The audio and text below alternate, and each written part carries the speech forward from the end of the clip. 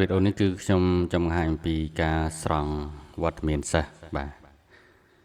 អញ្ចឹងតើតើការស្រង់វត្តមានសិស្សគឺយើងចុចនៅកន្លែងស្រង់វត្តមានសិស្សបែបនេះមកបាទរងចាំតិចអញ្ចឹងឧទាហរណ៍នៅក្នុងនេះគឺខ្ញុំជាក់ស្ដែងអត់ប៉ះទី12ទេប៉ុន្តែដើម្បី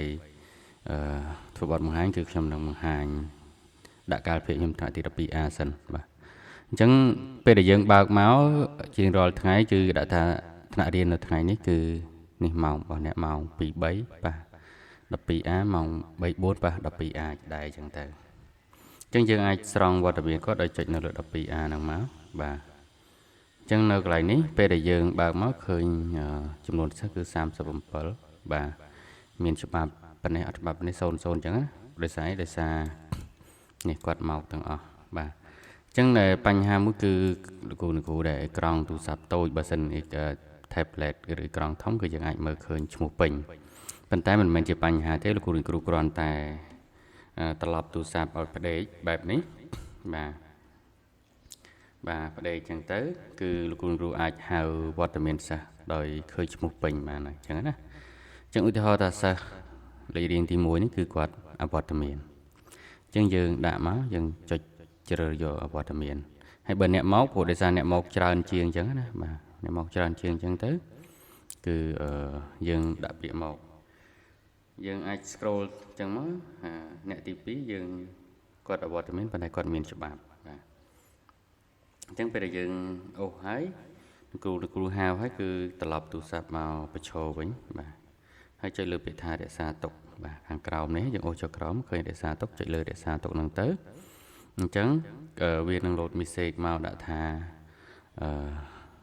បានស្រង់វត្តមានជោគជ័យអញ្ចឹងយើងចុចលើពាក្យថាបិទបាទក្រោយពេលដែលយើងស្រង់រួចលោកគ្រូឃើញមាន option 3នៅខាងក្រោមឧទាហរណ៍ថាលោកគ្រូស្រង់ឲ្យខុសលោកគ្រូអាចលុបវិញបាទលុបចឹងមកបាទចុចលុបបាទអញ្ចឹងគេសួរថាបើចង់លុបចឹងទៅយើងលុបហើយយើងហៅម្ដងទៀត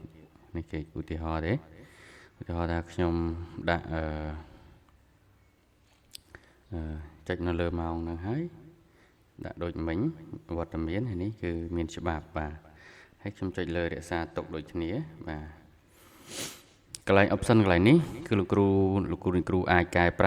រែនោះឧទាហរណ៍ថាស្រាប់តែមកស្ទុះសិស្សម្នាក់ទៀតគាត់ដែលអវត្តមានហ្នឹងគាត់ទៅជាមកដែរណាអញ្ចឹងយើងចុចកែប្រែបាទចុចកែប្រែហើយបាទយើងដូរកន្លែងគាត់នឹងដាក់ថាមកយឺតព្រោះអីគាត់អត់អវត្តមានគាត់មកយឺតបាទមកយឺតហើយយើងចុចលើកែប្រែបែបនេះណាបាទមិញយើងចុចដូរហើយបានយើងចុចកែប្រែបាទឃើញដាក់មកយឺតវិញបាទហើយបន្តមកបើយើងស្រង់ហើយដល់ម៉ោងក្រោយយើងអាចជ្រើសរើសចេះក៏បានបាទជ្រើសរើសម៉ោងនេះក៏បានឬក៏គ្រូអាចអូសចុះក្រោមកន្លែងមិញនេះដាក់ថាបង្កើតថ្មីពេលថាបង្កើតថ្មីហ្នឹងគឺវា load បែបណាគឺមានន័យថាវា load មកចូលម៉ោង3 4ម្ដងបាទម៉ោង3 4នេះឃើញទេបាទម៉ោង3 4នេះម៉ោង2 3ចុចទៅនេះម៉ោង3 4បាទអញ្ចឹងយើងអាចស្រង់ដូចមិញមកបាទឥឡូវយើងមើលម៉ោង2 3ពេលដែលយើងចុចទៅឃើញណែវត្តមាន0មកយឺត1មានច្បាប់1បាទអានេះគឺអត់មានទេបាទអញ្ចឹងណាបាទប៉ុន្តែអីទេនៅក្នុងនេះទោះយើងយកវត្តមានប្រហែលម៉ោងក៏ដោយគឺមួយថ្ងៃនេះគិតតែមួយទេបាទមួយថ្ងៃពេញគិតតែវត្តមានតែមួយទេបាទ